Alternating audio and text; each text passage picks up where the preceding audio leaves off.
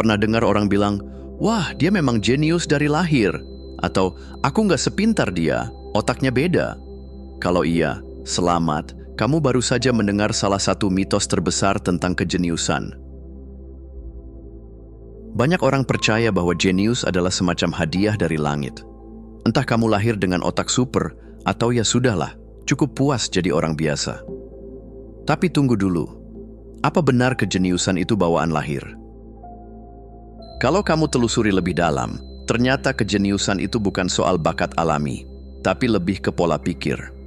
Kejeniusan bukan seperti lotre yang hanya dimenangkan oleh segelintir orang beruntung. Ini adalah keterampilan yang bisa dipelajari. Coba lihat Einstein, banyak yang mengira dia lahir dengan otak ajaib yang langsung bisa memahami teori relativitas sejak bayi.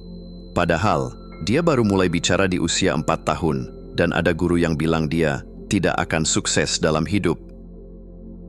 Da Vinci, dia bukan cuma pelukis, tapi juga ilmuwan, insinyur, pemikir bebas yang selalu penasaran dengan segala hal. Steve Jobs, dia bukan ahli teknologi, tapi jago membaca tren dan menghubungkan titik-titik yang orang lain lewatkan. Apa kesamaan mereka? Mereka semua punya satu pola pikir yang sama, yaitu ingin tahu, terus belajar, dan gak takut berpikir beda. Jenius bukan sekadar orang yang bisa menghafal semua rumus fisika atau punya IQ tinggi. Jenius adalah orang yang tahu bagaimana berpikir, yang melihat masalah dari sudut yang orang lain lewatkan, yang berani mempertanyakan aturan dan menemukan cara baru. Jadi kalau kamu pernah merasa, aku bukan jenius, coba ganti cara berpikirnya. Kejeniusan bukan tentang ukuran otak yang lebih besar, tapi tentang bagaimana kamu menggunakannya.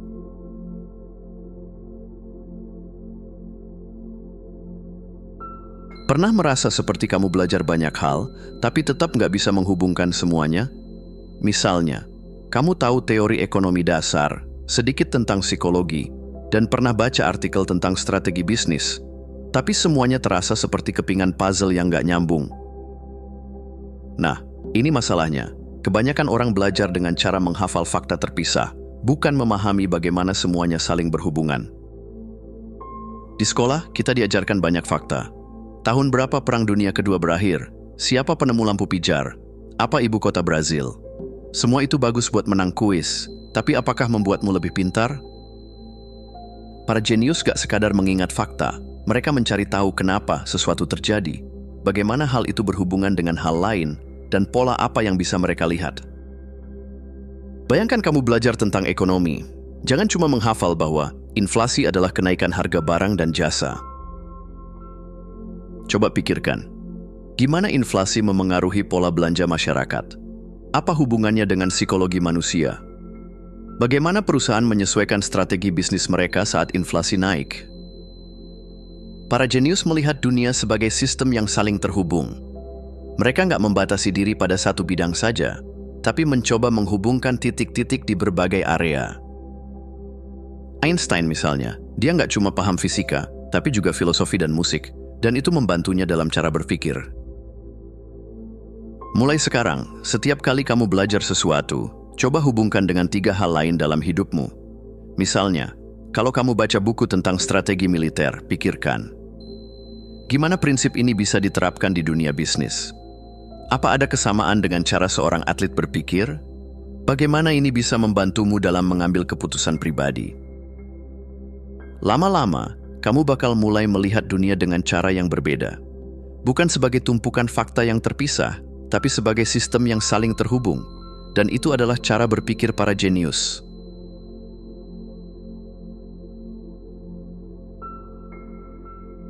Di era internet, kita dibanjiri informasi setiap hari. Buka media sosial, ada ratusan berita dan opini. Scroll YouTube, ada jutaan video yang siap diklik. Belum lagi artikel, podcast, email, dan notifikasi yang gak berhenti berdatangan. Masalahnya, apakah semua informasi itu benar-benar berguna buat kamu? Atau cuma membuat otak penuh tapi tetap gak menghasilkan apa-apa? Banyak orang terjebak dalam ilusi bahwa semakin banyak mereka mengonsumsi informasi, semakin pintar mereka. Padahal, fakta yang kamu tahu gak ada gunanya kalau gak bisa diterapkan dalam hidup. Misalnya, kamu tahu semua teori tentang produktivitas, tapi tetap menunda pekerjaan. Atau kamu sering baca tentang investasi, tapi uangmu masih diam di rekening tanpa tindakan apapun. Para jenius nggak membiarkan diri mereka tenggelam dalam informasi yang nggak perlu. Mereka memilih dengan sadar apa yang pantas masuk ke dalam otak mereka. Coba lihat Steve Jobs. Dia nggak membaca semua buku bisnis yang ada, tapi fokus pada filosofi desain dan psikologi manusia, karena itu yang membantunya membangun Apple. Elon Musk nggak menghabiskan waktu dengan berita gosip teknologi, tapi belajar ilmu fisika dasar yang bisa diterapkan ke berbagai bidang. Jenius bukan tentang tahu segalanya. Jenius adalah tahu mana yang layak dipelajari. Setiap kali kamu mau membaca, menonton, atau mendengarkan sesuatu, tanyakan pada diri sendiri, apakah ini akan membuatku lebih kuat? Apakah ini akan membantuku bertindak lebih baik? Apakah ini akan memberiku wawasan yang benar-benar penting? Kalau jawabannya enggak, abaikan. Waktumu terlalu berharga untuk dihabiskan dengan informasi yang gak berguna. Jadi mulai sekarang, jangan jadi kolektor informasi. Jadilah pemilih informasi. Fokus pada yang benar-benar membentuk hidupmu, dan sisanya, buang jauh-jauh.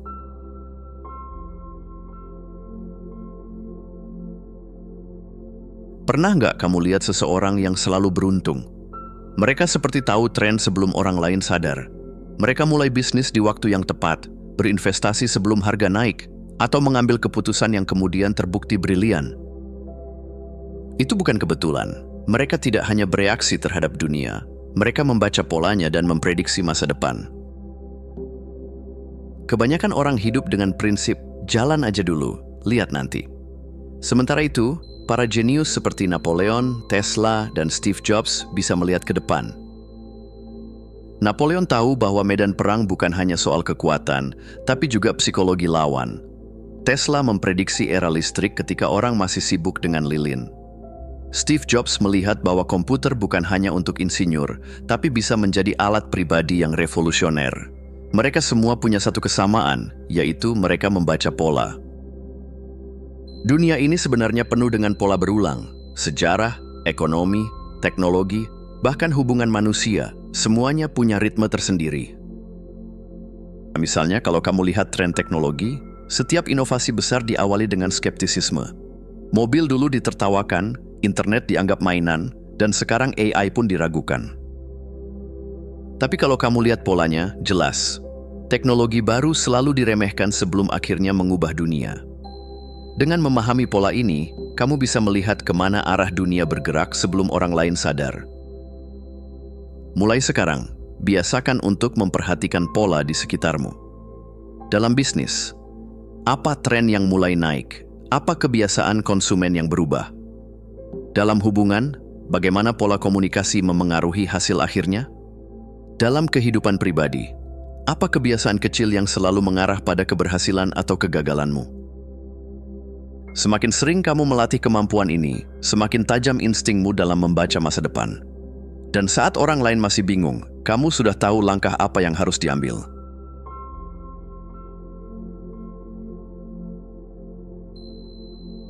Pernah merasa kayak semua emosi datang bersamaan, marah, cemas, frustasi, dan rasanya susah banget buat berpikir jernih? Emosi bisa sangat kuat dan sering kali menguasai kita, apalagi saat kita berada di bawah tekanan. Tapi ada satu hal yang harus kamu tahu. Emosi itu bisa jadi musuh terbesar atau teman terbaikmu, tergantung bagaimana kamu mengendalikannya. Seringkali, kita terlalu terbawa emosi.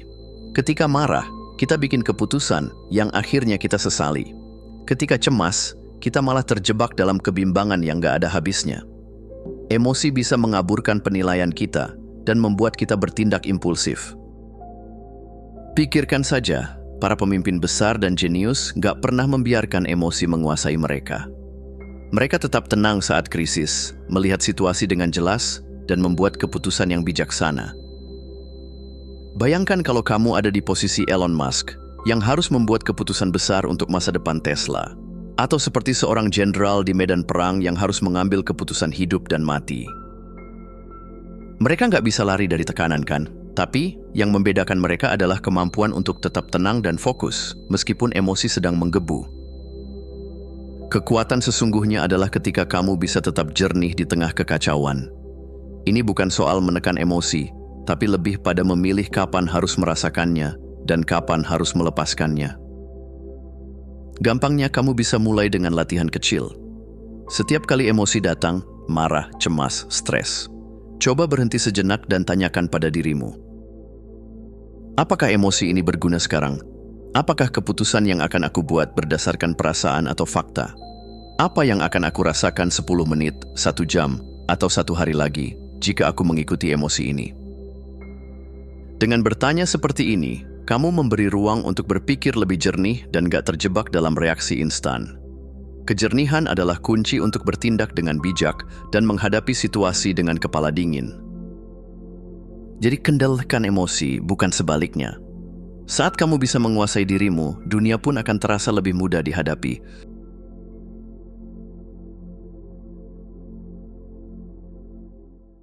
Kamu pasti sudah pernah merasa terjebak dalam rutinitas atau aturan yang ada, kan? Mungkin kamu bekerja di perusahaan yang punya sistem kerja yang gak pernah berubah, atau di tengah persaingan yang terasa seperti permainan yang sudah dimenangkan oleh orang lain. Nah, ini saatnya kamu berhenti hanya bermain di dalam sistem yang sudah ada dan mulai menciptakan aturan mainmu sendiri. Banyak orang menghabiskan waktu berusaha memenangkan permainan yang sebenarnya nggak adil atau sudah ketinggalan zaman. Mereka berlomba-lomba mengikuti aturan yang ada, berharap bisa mendapat hasil yang lebih baik. Tapi kenyataannya, aturan itu mungkin sudah tidak relevan lagi. Contohnya, banyak yang berjuang mati-matian untuk mencapai puncak karir dengan cara yang sama, seperti yang dilakukan orang-orang sebelumnya. Masalahnya, dunia terus berubah. Sistem yang dulu berhasil mungkin tidak cocok lagi dengan dunia yang semakin dinamis. Jenius bukan berarti hanya jago mengikuti aturan yang ada, tapi lebih kepada kemampuan untuk mengubah aturan tersebut. Kalau kamu merasa terjebak dalam sistem yang gak memberikan peluang untukmu, maka saatnya untuk membuat sistemmu sendiri. Ambil contoh Elon Musk dan Jeff Bezos. Mereka nggak cuma berkompetisi di dunia bisnis, mereka menciptakan industri baru.